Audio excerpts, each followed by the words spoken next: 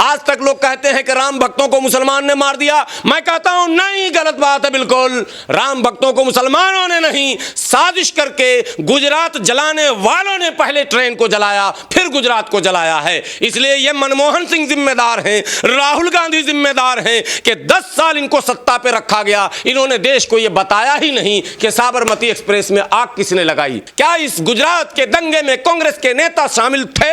और नरेंद्र मोदी और अमित शाह को बचाने में सोनिया गांधी, और मर गए वो, मर गया मरदूद फातिहा न दरूद, मुसलमान का नेता अहमद पटेल। ये अहमद पटेल और सोनिया गांधी ने ऐसा खेल खेला कि नरेंद्र मोदी भी बच गए, अमित शाह भी बच गए, सारे मुजरिम बच गए, मर गया मुसलमान, तबाह हो गया मुसलमान, लुट गया मुसलमान। और आज तक दर दर जकिया जाफरी भटक रही है।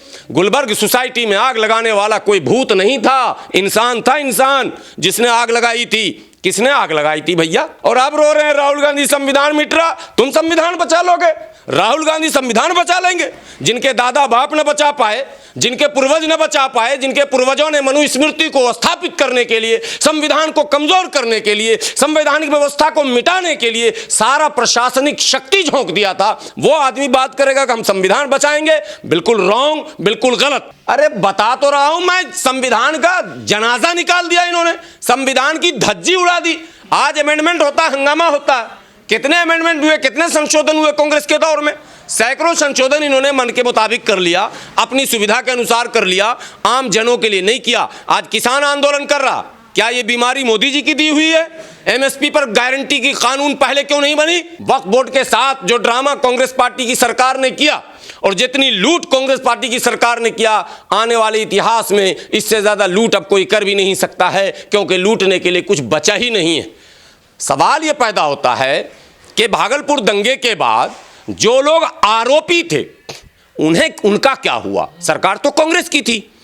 आपको बहुत मशहूर बात बता दूं, एक तो बाबरी मस्जिद डेमोलेशन जो है वो नरसिम्हा राव की सरकार में हुआ, बनाया लिब्राहन आयोग, लिब्राहन आयोग को खूब लंबा खींचा। उसके बाद जो फाइनल रिपोर्ट आया लिब्राहन आयोग का, उस रिपोर्ट में जिन जिन लोगों को नामजद अभियुक्त बताया गया, बताइए नरसिम्हा राव की सरकार, बताइए मनमोहन सिंह की सरकार ने उस नामजद अभियुक्त पर कार्रवाई की या नहीं की? और अगर नहीं की तो संविधान की धज्जी कांग्रेस ने उड़ाई है, यह साबित होता है। अब आपको एक और ले जाता हूं, श्री कृष्णा कमीशन, बंबई में जो दंगा हुआ, उस दंगे की जांच के लिए श्री कृष्णा कमीशन का गठन किया गया। श्री कृष्णा कमीशन ने अपनी जांच रिपोर्ट में हिंदू हृदय सम्राट बाला साहब ठाकरे का नाम दिया, मधुकर सर पोद्दार, संजय निरुपम, अरे सबसे बड़ा नाम संजय निरुपम का भी उसमें नाम।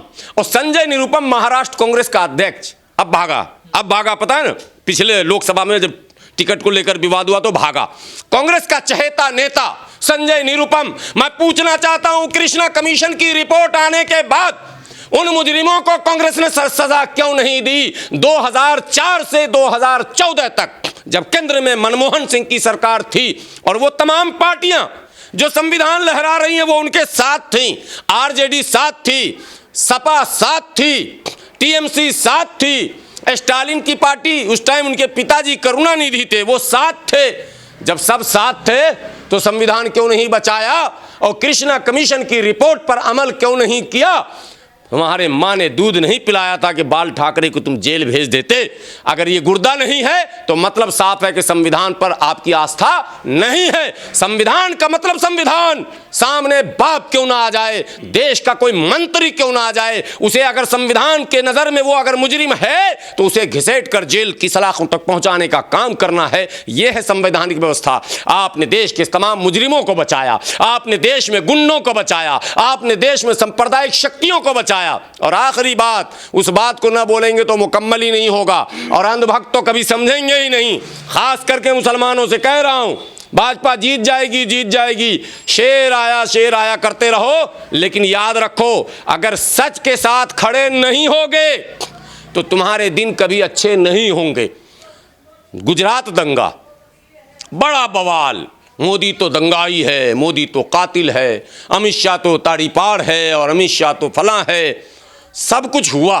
2002 में गुजरात में दंगा हुआ, साबरमती एक्सप्रेस में आग लगाई गई, उस आग के बाद दंगे की आग भड़की, तो सवाल यह पैदा होता है कि 2002 के फरवरी में यह घटना घटी थी, तो तब 2 साल के बाद जब मनमोहन सिंह जी की सरकार आई 2004 में, तो 4 से 14 तक साबरमती एक्सप्रेस में आग किसने लगाई, ये जांच करके बताया क्या दुनिया को?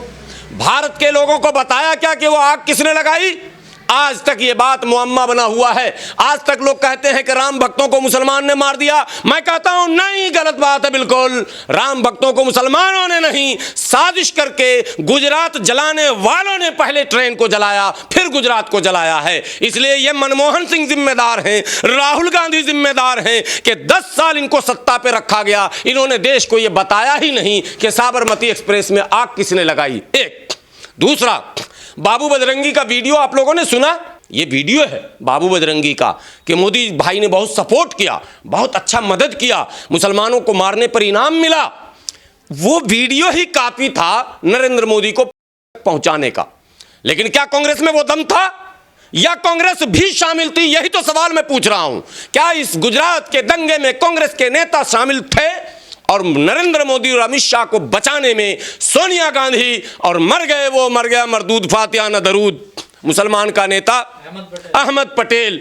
ये अहमद पटेल और सोनिया गांधी ने ऐसा खेल खेला कि नरेंद्र मोदी भी बच गए, अमित शाह भी बच गए, सारे मुजरिम बच गए, मर गया मुसलमान, तबाह हो गया मुसलमान, लुट गया मुसलमान। और आज तक दर दर जकिया जाफरी भटक रही है। गुलबर्ग सोसाइटी में आग लगाने वाला कोई भूत नहीं था, इंसान था, इंसान जिसने आग लगाई थी। किसने आग लगाई थी भैया? क्यों नहीं उसका पता चला कि गुलबर्ग सोसाइटी में आग किसने लगाई? सैकड़ों लोगों का हत्यारा कौन है? ये 10 साल में आप नहीं समझ पाए और आप रो रहे हैं राहुल गांधी संविधान मिट रहा। तुम संविधान बचा लोगे? राहुल गांधी संविधान बचा लेंगे? जिनके दादा बाप न बचा पाए, जिनके पूर्वज न बचा पाए, जिनके पूर्वजों ने मनुस्मृति को स्थापित करने के लिए, संविधान को कमजोर करने के लिए, संवैधानिक व्यवस्था को मिटाने के लिए सारा प्रशासनिक शक्ति झोंक दिया था, वो आदमी बात करेगा कि हम संविधान बचाएंगे? बिल्कुल रॉन्ग, बिल्कुल गलत। आखिरी बात, अभी बलात्कार की घटना में वो मुस्लिम महिला जिसको सुप्रीम कोर्ट ने थोड़ी बहुत राहत दी, बिल्किस बानो के हत्यारे को जेल की सलाखों तक किसने पहुंचाया पता है आपको? एक नॉन पॉलिटिकल ऑर्गेनाइजेशन ने, और उसकी कीमत उस ऑर्गेनाइजेशन को चुकानी पड़ी। उसके मुखिया भी जेल में।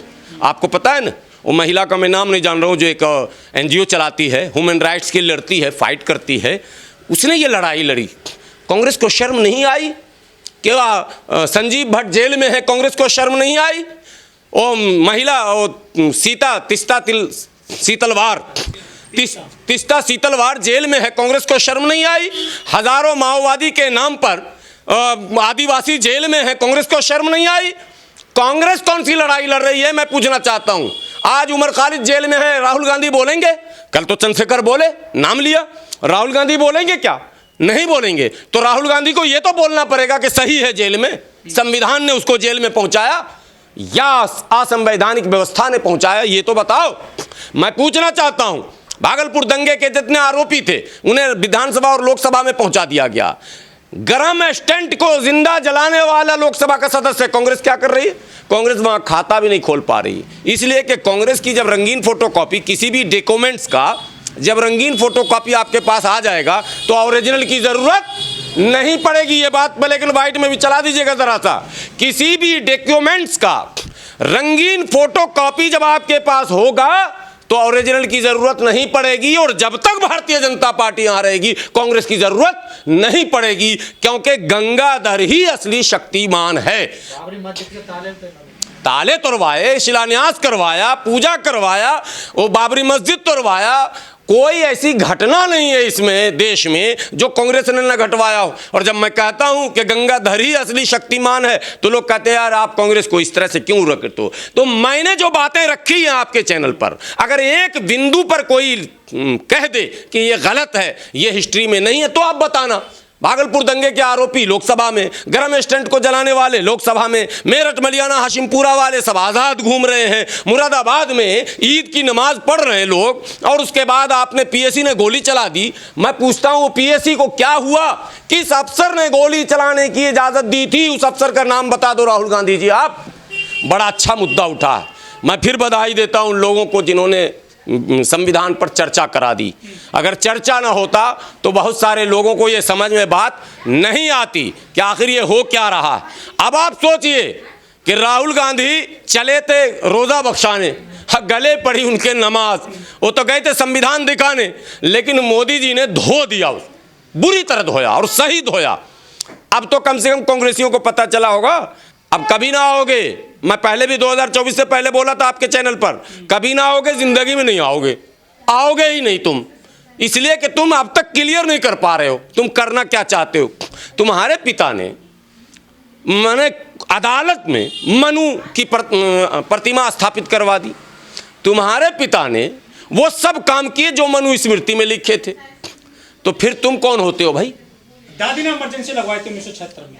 अरे बता तो रहा हूं मैं, संविधान का जनाजा निकाल दिया इन्होंने, संविधान की धज्जी उड़ा दी।